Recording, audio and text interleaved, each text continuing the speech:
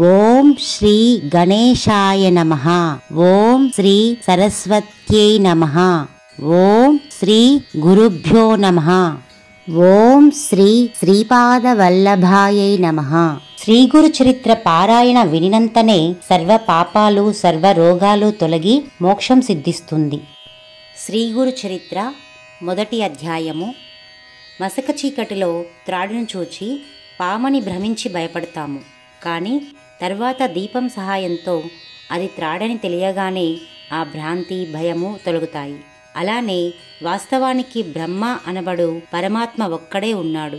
అజ్ఞానం వలన మనకు ఆయన స్థానే జగత్తు గోచరించి భయము ఆశ దుఃఖము కలుగుతాయి. ఆత్మజ్ఞానమనే వెలుగు సహాయంతో పరమాత్మను తెలుసుకున్న క్షణంలోనే దుఃఖరహితము ఆనందమయము అయిన బ్రహ్మమే సత్యమని అనుభవమవుతుంది. అప్పుడు భయానికి దుఃఖానికి కారణమైన జగత్తున్నదనే భ్రాంతి తొలుగుతుంది. అంటే ఈ జగత్తు మిథ్యయని తేలిపోతుంది. సర్వత్రా నిండి ఉన్న బ్రహ్మమే గురువు యొక్క నిజతత్వము. సచ్చిదానంద స్వరూపుడైన శ్రీ గురుదేవునికి హృదయపూర్వక నమస్కారము. ఆ పరబ్రహ్మమే సత్యమైనది. అజ్ఞానం వలన దుఃఖంలో మ్రగ్గుతున్న జీవులపై కరుణతో వాటికి ఆ దయానిధి తన నిజతత్వాన్ని బోధించడానికి అత్రి మహర్షి పుత్రుడై జన్మించి శ్రీ దత్తాత్రేయుడని పేరు పొందాడు. భక్తితో తనను ఆశ్రయించిన కార్తవీర్యార్జునుడు యదువు మొదలగున వారిని ఈ సంసారమనే దుఃఖసాగరం నుండి ఉద్ధరించాడు. ఆయనయే మరలా శ్రీపాదవల్లభుడుగాను తరువాత శ్రీ నృసింహ సరస్వతి అనే పేరుతోనూ అవతరించి తన శిష్యులైన సిద్ధాదులను ఉద్ధరించాడు. పరమగురువైన ఆ దత్తమూర్తి నేటికి కృష్ణ భీమ సంగమ తీరంలోని గంధర్వపుర నివాసి అయి స్మరించిన వారికి ప్రసన్నుడవుతున్నాడు. ఆ పరబ్రహ్మమూర్తి జనన మరణాలకతీతుడు, అక్రియుడు, కోరికలు లేనివాడు, అద్వితీయుడు అయినప్పటికీ ఒకప్పుడు తానే అనేకమవ్వాలని సంకల్పించాడు. ఆ సంకల్పమే మాయాశక్తి. ఆయన త్రిగుణాత్మకమైన తన మాయచేత ఈ జగత్తును సృష్టించి దాని రూపంలో ప్రకటమయ్యాడు. వెనుకటి ప్రళయానికి ముందున్న జీవులు ప్రళయంలో పరమాత్మయందు సూక్ష్మరూపంలో దాగి ఉంటారు. వారు సాధన ద్వారా తరించగలందులకు పరమాత్మ అలా మరలా సృష్టి చేస్తాడు. ఆ శుద్ధ చైతన్యమే శ్రీ దత్తాత్రేయుడు. సృష్టికర్తయైన బ్రహ్మ నుండి స్థూలము జడము అయిన స్తంభము వంటి వస్తువులు, సూక్ష్మము సజీవములు అయిన మన దేహాలు, బుద్ధి ఇంద్రియాలు మొదలుగా గల ఈ చరాచర జగత్తు ఏర్పడ్డాయి. ఇలా ఈ సృష్టిని చేసిన ఆ పురుషోత్తముడే ఆత్మజ్ఞానం వలన పొందదగినవాడు. ఇంద్రియాలు వాటి విషయాలైన శబ్దము స్పర్శ రూపము రసము లేక రుచి గంధము లేక వాసనలతో కూడిన అజ్ఞానం వలన మనలో రాగద్వేషాలు కలుగుతాయి. వాటిని ఎవరు దైవీ సంపత్తితో జయిస్తారో అట్టివారే అజ్ఞాన దుఃఖరూపమైన సంసారం నుండి ముక్తి పొందుతారు. హృదయశుద్ధి సుస్థిరమైన తత్వజ్ఞానము యోగాభ్యాసము దానము ఇంద్రియ నిగ్రహము యజ్ఞము స్వాధ్యాయము తపస్సు ఆర్జవము అహింస సత్యము క్రోధము లేకుండడం త్యాగము శాంతి ఇతరుల దోషాలను ప్రకటించకుండడం ప్రాణులయందు కనికరము ఇంద్రియ విషయాల పట్ల వికారం చెందకుండడం మృదు స్వభావము లజ్జ చాపల్యం లేకుండడము సహనము ఓరిమి చెక్కుచెదరని యుక్తాయుక్త బుద్ధి బాహ్యమైన శుద్ధి వంచన లేకుండడం నిగర్వము ఈ శుభలక్షణాలను దైవీ సంపద అంటారని భగవద్గీత చెబుతున్నది. అటువంటి ముముక్షువుల కొరకే జనన మరణాలు లేని ఆ పరమేశ్వరుడు తన దివ్యమాయ చేత మానవ రూపంలో జన్మించాడు. ఇలా ప్రతి యుగంలోనూ అవతరించి ధర్మరక్షణము స్వధర్మ పాలనము చేసి తర్వాత తన అవతార శరీరాలు విడిచిపెడతాడు. ఇలా బ్రహ్మదివసాన శ్వేతవరాహ కల్పంలో ఇప్పటికీ 28 యుగచతుష్టాయాలు గడిచాయి. 432 కోట్ల సంవత్సరములు ఒక బ్రహ్మ దివసము. అది బ్రహ్మకు ఒక రోజు. దీనికి రెండింతలైన బ్రహ్మ యొక్క అహోరాత్రాల కాలము ఒక కల్పము. 3600 కల్పాలు బ్రహ్మదేవుని ఆయుర్దాయము. వీటిలో మొదటిది శ్వేతవరాహ కల్పము. మానవులలో కలి ప్రభావం వలన సత్యము, ధర్మము, సాటి జీవుల పట్ల ప్రేమ, దేవతల పట్ల భక్తి శ్రద్ధలు కొరవడ్డాయి. యజ్ఞదాన తపస్సులు లోపించాయి. ఆ కారణంగా దేవతలు కూడా మానవుల పట్ల నిర్దయులయ్యారు. కనుక పరమాత్మ అయిన దత్తాత్రేయుడే ఈ సృష్టిని ఉద్ధరించడానికి స్వయంగా అవతరించాడు. కృష్ణ అమరజానది సంగమ తీరంలో లోకపావనములైన దివ్యలీలలు చేస్తూ అక్కడే అదృశ్యంగా ఇప్పటికీ ఉన్నాడు. ఈయన మహత్యం చెప్పనలవిగానిది. పుట్టిన వెంటనే ఏడిచే బదులు ప్రణవముచ్చరించాడు. ఇనుమును తాకి బంగారంగా మార్చాడు. అక్షరాభ్యాసం కూడా లేకుండానే శిష్యులకు వేదపాఠం చెప్పాడు. బాల్యంలోనే తల్లిదండ్రులకు జ్ఞానముపదేశించాడు. చిన్న వయస్సులోనే సర్వతీర్థక్షేత్రాలు పాదచారి అయి దర్శించి పావనం చేశాడు. అష్టాంగ యోగం అభ్యసించాడు. నానాటికీ పతనమవుతున్న సన్యాస మార్గాన్ని పునరుద్ధరించాడు. అపథ్య భోజనంతో ఒక భక్తుని ఉదరరోగం పోగొట్టాడు. ఒక నిరుపేద బ్రాహ్మణుని దారిద్ర్యాన్ని పోగొట్టాడు. క్షణకాలంలో ఒక భక్తునికి త్రిస్థలి, ప్రయాగ, కాశీ, గయా యాత్ర చేయించాడు. చచ్చిన వాణ్ణి బ్రతికించాడు. గొడ్డు బర్రెను పాడిగేదెగా చేశాడు. త్రివిక్రముడనే శిష్యునికి విశ్వరూపం చూపాడు. విద్వాంసుల విద్యాగర్వమణిచాడు. తన ఆశీర్వచనం చేతనే అంత్యజుని నోట వేదం పలికించాడు. ఒక విధవరాలికి తిరిగి సౌభాగ్యమిచ్చాడు. కర్మభ్రష్టులైన ప్రజలకు పవిత్రమైన కర్మ మార్గం బోధించాడు. ఎండిపోయిన మేడికట్టెను చెట్టుగా మార్చాడు.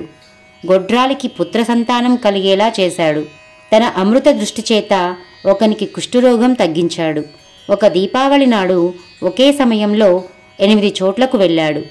అకాలంలో కోసిన పంట చేనును మాట మాత్రం చేత తిరిగి సస్యసముద్రిగా మార్చాడు. ఇలాంటి మహాకార్యాలు ఇదివరకు చేశాడు.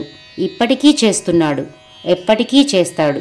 ఆకాశంలోని నక్షత్రాలను, భూమిపైనున్న ఇసుక రేణువులను, సముద్రంలోని నీటి బిందువులను లెక్క పెట్టవచ్చునేమో గాని ఆ భగవంతుని కళ్యాణ గుణాలను, శక్తులను లెక్కించడం సాధ్యం కాదు. భగవంతుడు నిజానికి రూపం లేని వాడైనా కూడా తన మహిమ మరియు తన కళ్యాణ గుణాల రూపంలో అవతరించి భక్తుని చెవి అనే ద్వారం గుండా అతని హృదయంలో ప్రవేశించి అతని దుష్ట సంస్కారమనే పాపాన్ని దహించి వేస్తాడు. ఈ విధంగా క్రమంగా తన అంతఃకరణను శుద్ధం చేసుకున్న భక్తుడు జీవించి ఉండగానే ముక్తుడవుతాడు. సుఖదుఖాలనే ద్వంద్వాల చేత స్పర్శించబడక వాటి పట్ల నిర్లిప్తుడవుతాడు. ప్రారబ్ధ కర్మ రూపమైన అతడి దేహం నశించినా నశించకపోయినా అజ్ఞానం వలన ఉత్పన్నమైన సుఖదుఖ రూపమైన ద్వంద్వాలింకా మిగిలియున్నా ప్రారబ్ధం అయిపోగానే పరబ్రహ్మాన్ని పొందుతాడు. సత్సంగం లేని వారికి, ఇంద్రియ సుఖలోలులైన వారికి, అసురీ సంపద గలవారికి, తమోగుణ ప్రధానులైన మోహాంధులకు ఈ సత్యం తెలియదు. స్వధర్మమాచరిస్తూ సాధు, గురు, దేవతలయందు భక్తి గలవాడై సత్సంగం వలన వివేకి అయి నేనే కర్తను, భోక్తను అనే అభిమానం విడిచిపెట్టి ఉత్తమ సన్యాసి అయి ఈ మార్గంలోనే అతడు భుక్తి, ముక్తి పొందుతాడు. గంగాధర సరస్వతి స్వామి రాసిన ఉపోద్ఘాతము. శ్రీగురుని అనుగ్రహానికి పాత్రుడై సాకరే అను పేర ప్రసిద్ధికెక్కిన సాయందేవుడను సద్బ్రాహ్మణుడు మా పూర్వీకుడు. ఆయనది ఆపస్తంభ శాఖ, కౌండిన్యస గోత్రము. వారి కుమారుడు దేవరావు. అతని కుమారుడు గంగాధరుడై మా తండ్రిగారు. ఆయన శ్రీగురునికి భక్తుడు. మా తల్లి యొక్క తండ్రిగారిది అశ్వలాయన శాఖ, కాశ్యపస గోత్రం. ఆయన జన్మతః భగీరథ మహర్షుల వంటివాడు. మా తల్లి చంపాదేవి పార్వతీదేవిని పోలిన పతివ్రత. ఈ రచనకు ముందు నా తల్లిదండ్రుల పాదాలకు నమస్కరించి సద్గురువును స్మరించడం వలన నా బుద్ధి ప్రకాశవంతమవుతున్నది. ఆ గంగాధరుని కుమారుడనైన నా పేరు సరస్వతి. వేదాధ్యయన పరులు, సన్యాసులు, యతులు, యోగీశ్వరులు, తపస్వులు, సద్గురు భక్తులు అయిన ఓ సుజనులారా, మీకు నా నమస్కారములు. నేను మీ పాదధూళి వంటి వాడను. రచనా సామర్థ్యం లేని నేను కేవలం వంశపారంపర్యంగా శ్రీ దత్తానుగ్రహం ఉండడం వల్లను శ్రీగురుని ప్రేరణ వల్లను మాత్రమే ఈ రచనకు పూనుకున్నాను. అమృత కుంభం వంటి శ్రీగురు చరిత్ర నీకు ప్రసాదించబడినది. నీవీ కథ వ్రాయి. దానివలన నీకు నీ వంశస్థులకు కూడా సర్వమూ సిద్ధిస్తాయి అని శ్రీగురుడు నన్ను ఆజ్ఞాపించారు. భక్తులు స్మరించినంతనే ప్రసన్నులయ్యే శ్రీ నృసింహ సరస్వతీ స్వామి ఆదేశం కామధేనువు వలె ఈ కార్యాన్ని నెరవేర్చగలదు. త్రిమూర్తి అయిన శ్రీ దత్తావతారమైన శ్రీగురుని చరిత్ర అపారము. దానిని సంపూర్ణంగా చెప్పడం ఎవరితరమూ కాదు. ఆయన ప్రేరణతో వ్రాసిన ఈ గురుకథను పారాయణ శ్రవణం చేసేవారి వంశం పవిత్రమై రోగాలు పీడలు లేకుండా కలకాలం సిరి సంపదలతో శోభిస్తుంటుంది.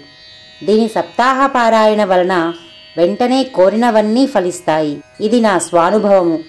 నేను అల్పుడనైనప్పటికీ శ్రీగురుని అనుగ్రహం వలన నా నోటి నుండి వెలువడే ఈ దత్తాత్రేయ కథ అల్పమైన తేనెటీగ నోటి నుండి లభించే తేనెలాగా, విలువలేని ముత్యపు చిప్ప నుండి లభించిన విలువైన ముత్యంలాగా, కాకిరెట్ట నుండి మొలచిన దివ్యమైన అశ్వద్ధ అంటే రావి వృక్షంలాగా అభీష్టాలు జ్ఞానము కూడా ప్రసాదించగలదు. ముముక్షువులు పూర్ణసిద్ధుడైన గురువును ఆశ్రయించి తీరాలని ప్రపంచంలోని సర్వమత గ్రంథాలు మహనీయులు చెబుతున్నారు. కానీ పూర్ణుడైన గురువు ఎలా దొరుకుతారు? ఆయనను గుర్తించడము ఎలా? అంతటి గురువు తారసిల్లినా మనలోని దోషాల వలన వారిని గుర్తించలేము. ఇనుప ముక్కకున్న తుప్పును తొలగించేదాకా అయస్కాంతం వైపు ఆకర్షించబడదు కదా. స్వల్పంగా పాపం చేసిన వారికి జపధ్యానాలు ప్రాయశ్చిత్తాలు ఉపయోగపడతాయి గాని అధికంగా పాపాలే చేసే సామాన్యులకు సద్గురువు సేవ ఒక్కటే ప్రాయశ్చిత్తమని శాస్త్రం.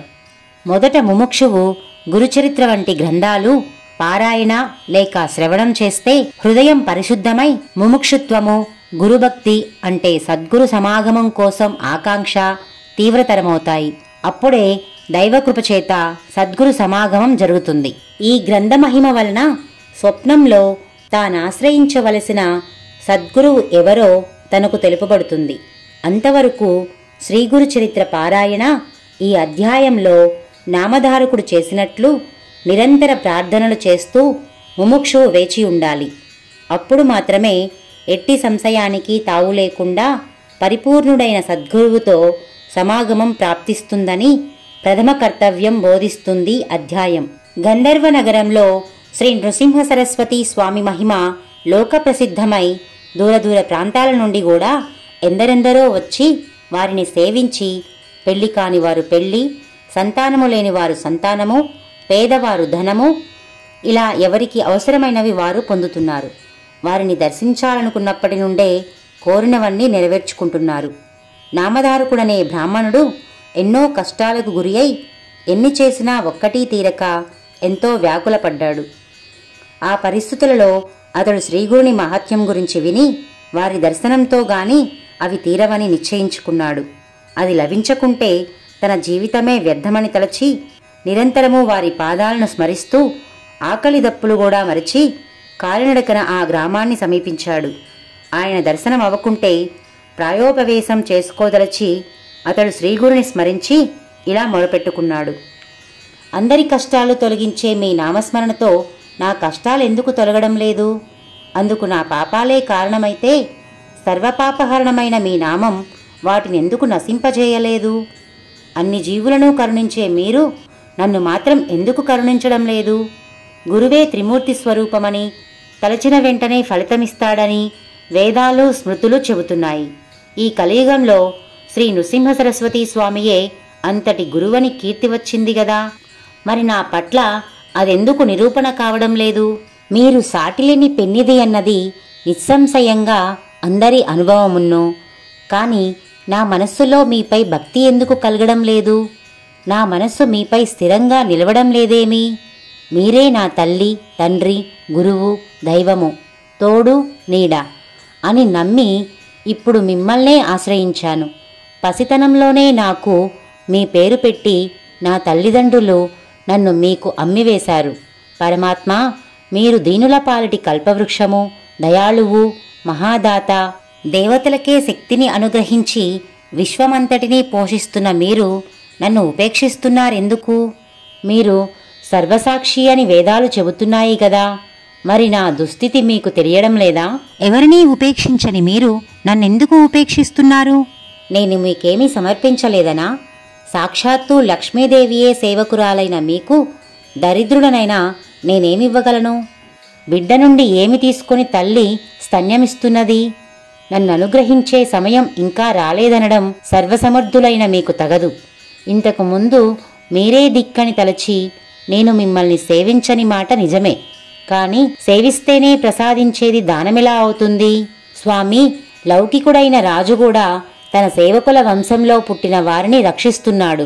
మా పూర్వీకులందరూ మిమ్మల్ని నిష్కామంగా సేవించినందుకైనా మీరు నన్ను రక్షించాలి. లేకుంటే సత్పురుషులకు ఫిర్యాదు చేసుకోనైనా నా రుణం రాబట్టుకుంటాను. మీరు నాపై కాఠిన్యం వహించినట్లు తోస్తున్నది.